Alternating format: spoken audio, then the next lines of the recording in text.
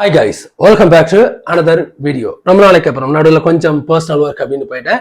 But இந்த படம்லாம் release ஆன அன்னைக்கே பார்த்துட்டேன். ஸோ விடாமுயற்சி. ஸோ அன்னைக்கே சொன்னால் படம் பெருசாக நல்லா இல்லை. ஸோ நம்ம நெகட்டிவாக தான் சொல்ல போகிறோம் அப்படின் போது அதையே உடனே சொல்லுவான், கொஞ்சம் லேட்டாக சொல்லலாம் அப்படின்னுக்காக ஒரு 3 நாள் வெயிட் பண்ணிட்டு இருந்தேன். ஸோ மகிழ் திருமேனியோட இயக்கத்தில் அஜித் குமார் அண்ட் த்ரிஷா லைக்கா ப்ரொடக்ஷனோட இதில் அர்ஜுன், ரெஜினா கசன்ட்ரா அவங்களோட நடிப்பில் அனிருத்தோட இசையில் இந்த படம் ரிலீஸ் ஆயிடுச்சு. 1997 ஹாலிவுட்ல ரிலீஸ் ஆன பிரேக் டவுன் அப்படிங்கிற படத்தோட அஃபிஷியல் அண்ட் அன்அஃபிஷியலான ரீமேக்கா அந்த படம் ரிலீஸ் ஆச்சு. ஸோ படத்துல நமக்கு தெரியும், 12 வருஷமா லவ் பண்ணி கல்யாணம் பண்ணிக்கிட்டாங்க த்ரிஷா. அவங்க 2 பேரும் டிவோர்ஸ் அப்படின்னு அப்ளை பண்றாங்க. ஸோ நாங்கள் பிரிஞ்சுக்கலாம், ஸோ அது வரைக்கும் நான் அம்மா வீட்டில் இருக்க போறேன் அப்படின்னு சொல்றாங்க. ஓகே, நான் உன்னை கொண்டு ட்ராப் பண்றேன் அப்படின்னு சொல்லிட்டு அந்த டிராவல் பண்றாங்க. ஸோ அப்போ கார் இடையில பிரேக் டவுன் ஆக அந்த வழியா அர்ஜுனும் கெசன்ட்ராம் நான் உங்களை ஹெல்ப் பண்றேன் அப்படின்னு சொல்லிட்டு திருஷா மட்டும் ஏத்திட்டு போறாங்க. அவரை ஒய்ஃபை காணும் அப்படின்னு சொல்லிட்டு கம்ப்ளைண்ட் பண்றாரு அஜித்குமார். திரும்ப அர்ஜுனை பாக்குறாரு, என்னோட ஒய்ஃப் எங்க அப்படின்னு கேட்க, யார் ராணி அப்படின்னு பயங்கரமா ட்விஸ்ட் அடிக்கிறாரு. ஸோ இதுக்கப்புறம் இந்த படத்துல என்னென்ன நடந்துச்சு அப்படிங்கிறத அந்த படத்தோட கதை. ஆக்சுவலி இந்த படம் மகிழ் திருமணி சொல்லியிருந்தாரு, இது நான் எடுக்கல, அஜித் சார் இந்த படம் ரொம்ப பிடிச்சிருந்துச்சு, அதனால நான் இதை எடுத்து கொடுத்தேன் அப்படின்னாரு. ஸோ இந்த படம் அஜித் சார் படம் இல்லாம, மகிழ் திருமணி படம் இல்லாம, இது யார் படம் அப்படின்னு தெரியாம இந்த படத்தை கிரியேட் பண்ணியிருந்தாங்க. ஸோ இந்த படம் பேசிக்கா ஓபன் பண்ணி காமிக்கும் போதே இது நார்மலான ஒரு அஜித் படம் இல்லை அப்படின்னு நம்ம அஜித்தோட கெட்டப்ப பார்க்கும் போதே நமக்கு தெரிஞ்சிச்சு. ஸோ அஜித் சண்டை பிடிங்க சார் அப்படின்னு நம்ம எல்லாம் பொங்கினாலும் நான் சண்டை போட மாட்டேன் அப்படின்னு கட்டு கிடங்காம அப்படியே நிப்பாரு அஜித் குமார். அதுவே கொஞ்சம் கடுப்பு. கிட்டத்தட்ட 2.5 மணி நேரம் ஓடக்கூடிய அந்த படம் ஃபர்ஸ்ட் ஒரு 1 மணி நேரம் 20 நிமிஷத்துக்கு இந்த படம் கதையை கொண்டு போறதுலயே அவங்க டைம் எடுத்துக்கிறாங்க.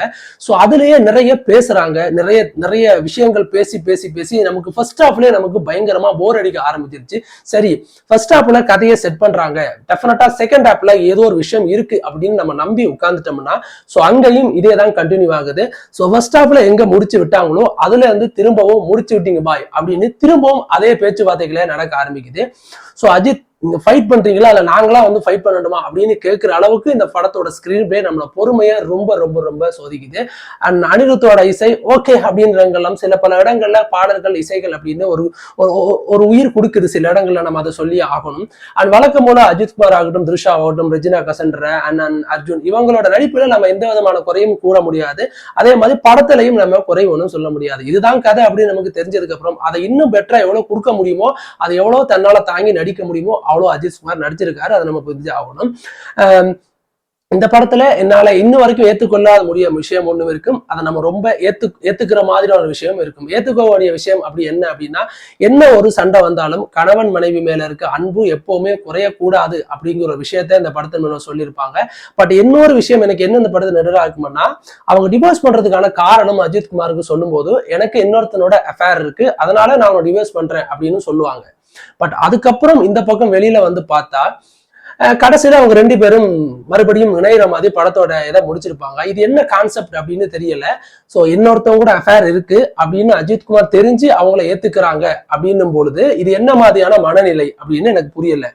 சோ இது என்ன மாதிரியான மனநிலையில நாங்க ஏத்துக்கிறது, இது இந்த கதையை நாங்க என்ன மாதிரி எடுத்துக்கிறது அப்படின்னு எங்களுக்கு புரியல.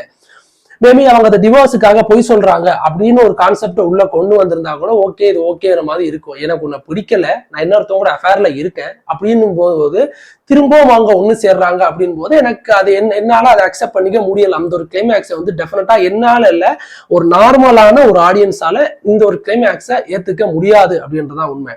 மேபி அஜித் ஃபேன் முட்டு கொடுக்கலாம், அஜித் ரசிகர்கள் முட்டு கொடுத்து நிக்கலாம். பட் என்ன முட்டு கொடுத்து நின்னாலும் நியாயம் அப்படிங்கிற ஒரு விஷயம் இருக்கும் இல்லையா? கதை அப்படின்னு படம் கதை அப்படின்னாலும் கனவு அப்படின்னாலும் ஒரு நியாயம் வேணாமா அப்படின்ற மாதிரி தான் இருந்துச்சு. இல்ல த்ரிஷா டிவோர்ஸுக்காக பொய் சொல்றாங்க அப்படின்னு சொல்லியிருந்தா கூட அதை நம்ம ஏத்திருப்போம். பட் இந்த மாதிரியான கொஞ்சம் நம்பத்தகாத விஷயங்கள், கொஞ்சம் இந்த மாதிரியான முன்ன பின்னமான சில காட்சிகள் இருக்கிறபடியாகும். படத்துல நிறைய 2.5 மணி நேரம் படங்கள்ல 2 மணி நேரம் பேசுறாங்க அப்படிங்கிற விஷயத்தாலையும் இந்த படத்தை நம்மளால உட்கார்ந்து பொறுமையா பார்க்க முடியல அப்படிங்கிறதா ஒரு சோகமான விஷயமா இருந்துச்சு. இந்த படம் எப்படி இருக்கு, கலெக்ஷன் எப்படி இருக்கு அப்படின்றது எல்லாமே தயாரிப்பு நிறுவனம் வெளியிட்டா மட்டுமே தான் தெரியும். ஒரு படமா இந்த படம் எப்படி இருக்கு அப்படின்னு என்ன கேட்டீங்கன்னா, இது ரொம்ப ரொம்ப ரொம்ப ஒரு சுமாரான படமா இருக்கு.